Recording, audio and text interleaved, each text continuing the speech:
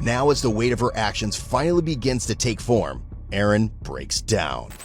I know, I'm sorry. It's one of them things you had to learn the hard way. To demonstrate her profound love for animals, a young woman named Erin Olson meticulously constructed a living hell for them. She gathered dozens of creatures under her roof, promising them sanctuary, yet delivered only suffering. Her obsession, disguised as compassion, spiraled into a nightmare of filth and neglect so vile that the very authorities she claimed to be helping would eventually lead her away in handcuffs. This was not a rescue operation.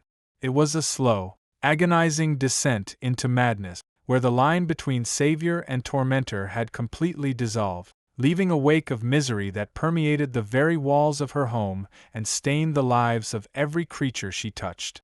The story begins on the morning of June 19, 2023, at a quiet-looking residence in Wisconsin. Officers from the Sparta Police Department, accompanied by humane officers, arrived to serve a search warrant. Multiple complaints had been filed, raising serious concerns about the welfare of animals on the property. Nothing, however, could have prepared them for the reality waiting inside. The moment they entered, the officers were hit by a staggering stench of ammonia, so potent it caused immediate eye irritation. The scene in the living room was one of chaos and squalor. Cats of all ages roamed freely, stepping over dried feces on the furniture. A single small bowl of cat food sat on a wooden stand, a pathetic offering for the sheer number of animals present. This was the first glimpse into a deeply disturbing world, a facade of a home that concealed a gallery of horrors. While officers began their search, they were informed by Erin's cousin, who was living at the house, that Erin and her boyfriend Brennan were away on a camping trip. But their absence would not hide the evidence of their profound neglect. The house itself was a labyrinth of suffering. Behind its doors is the stench of ammonia thick in the air, and used diapers scattered in the front area. In the back, they found a variety of fish and amphibians, while officers worked to secure more animals after the call. As investigators moved deeper into the residence, the scope of the problem became horrifyingly clear. An ammonia reading clocked in at 17 parts per million, a level considered hazardous and demanding immediate action.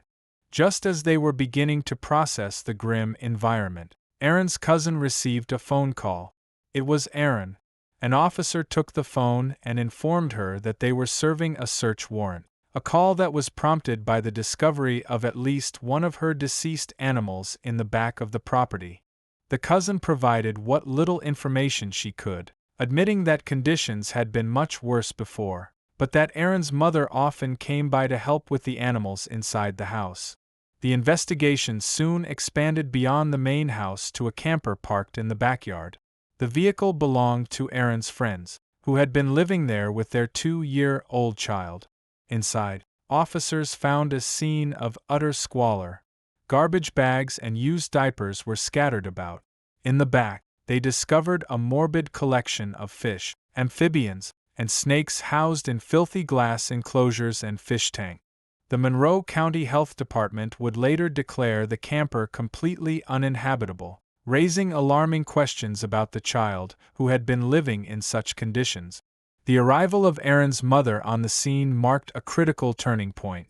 She began to unravel the long and disturbing history of her daughter's obsession.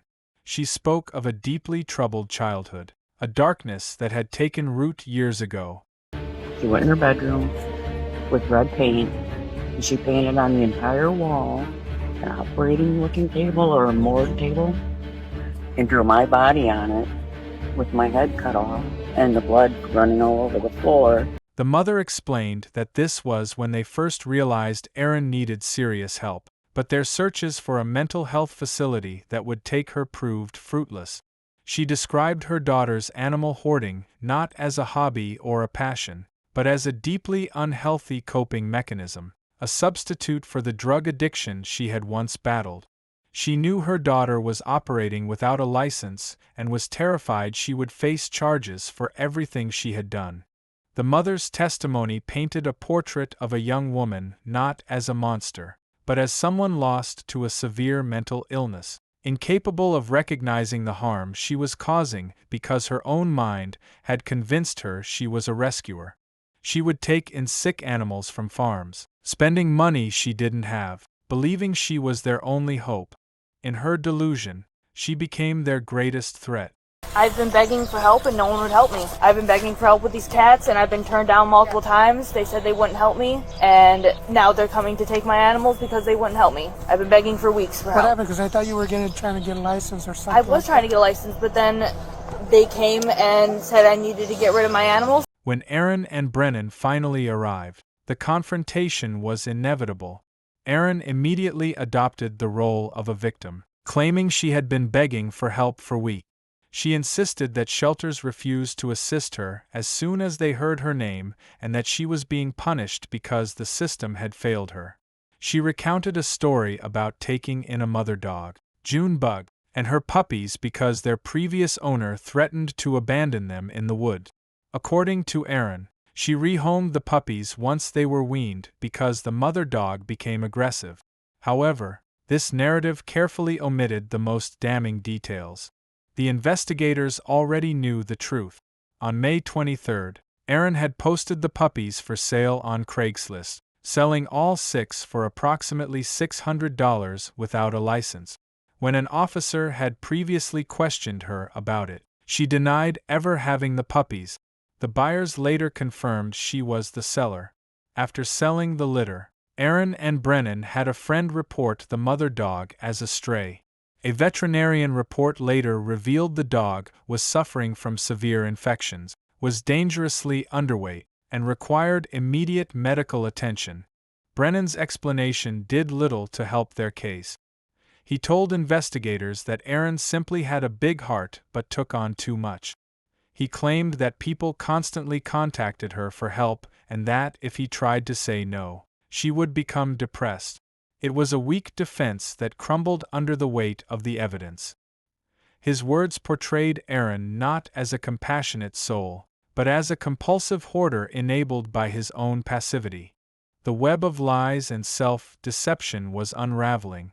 The weight of their actions finally became undeniable as officers moved in to make the arrest.